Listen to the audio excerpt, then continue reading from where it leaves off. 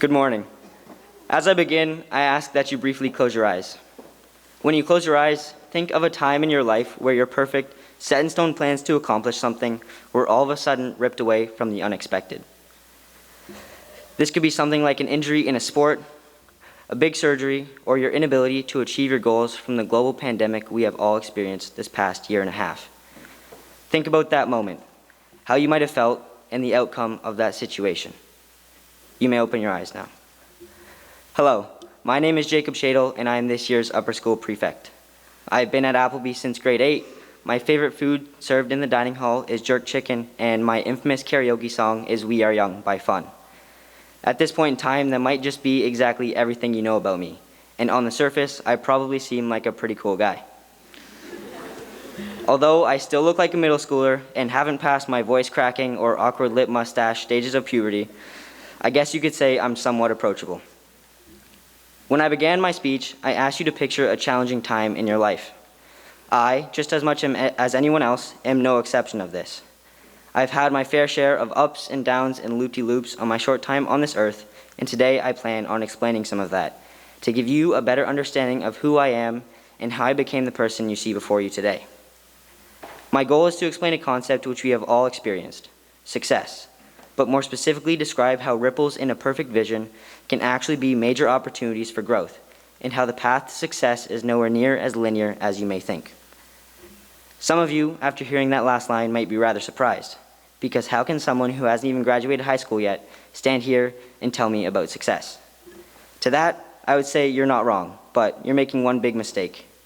You are thrown off by me mentioning success because we all have this linear idea built into our minds of what success actually is. This idea of money, generational wealth, big houses, a PhD in medicine, financial freedom, all of the above. Now, don't get me wrong, any and all of these things can be defined as successful. But what I am here to prove today is how success can look totally different, and how it is the outcome of the challenges and struggles we face which creates it.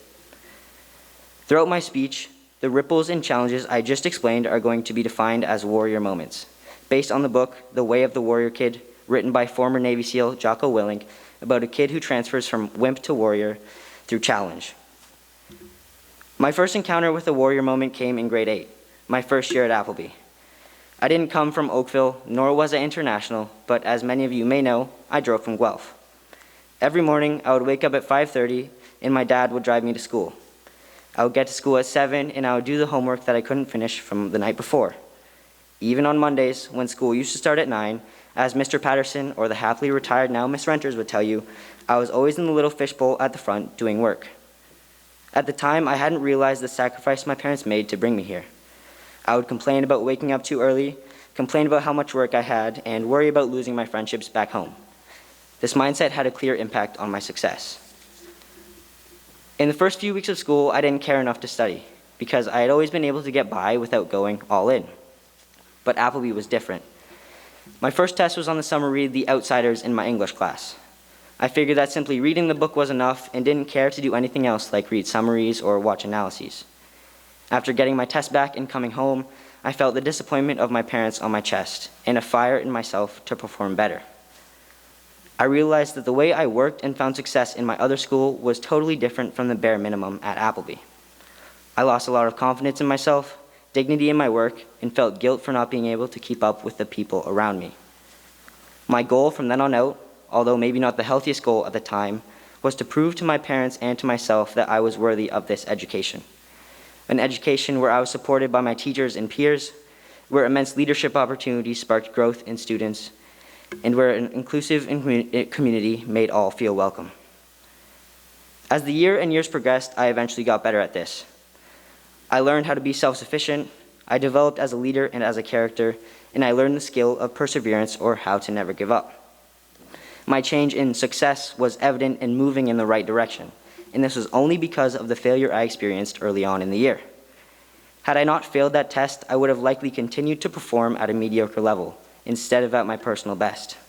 My warrior moment came from a change in mindset, from when I turned all of the negative, pessimistic values of myself into motivation to do better.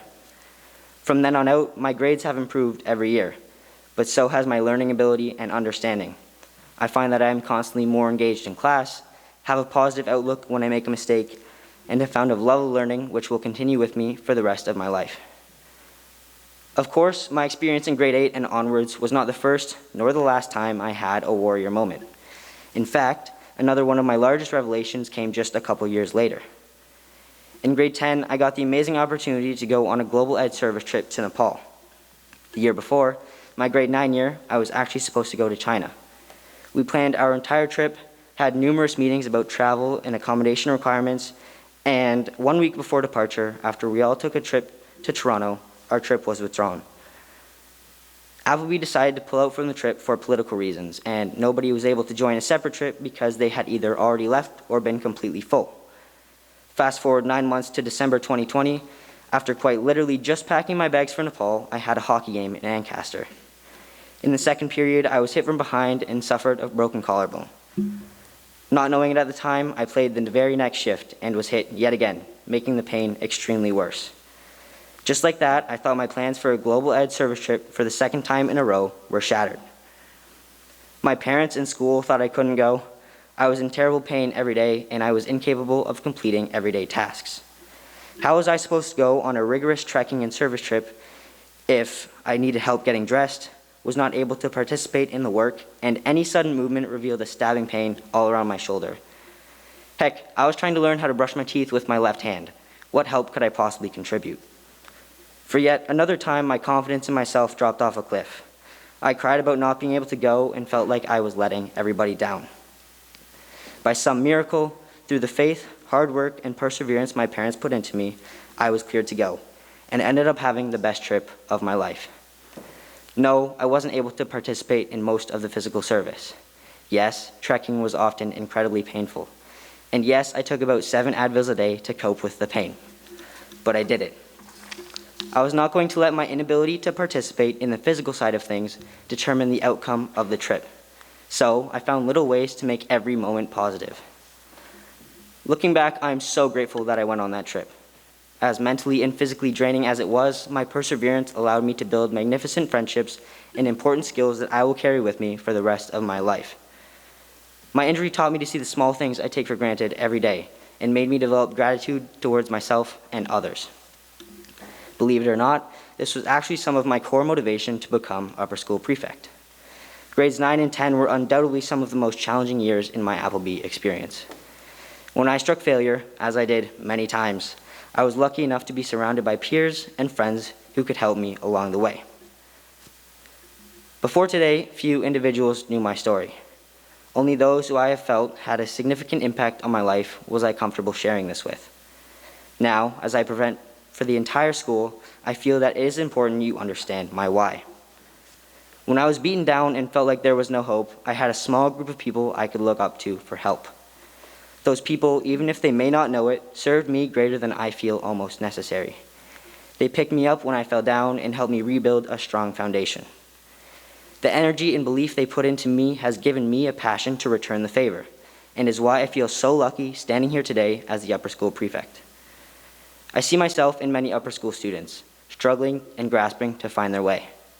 Now, in this leadership position, my goal is to ensure that no student is left behind, and utilize my experience in adversity to motivate others.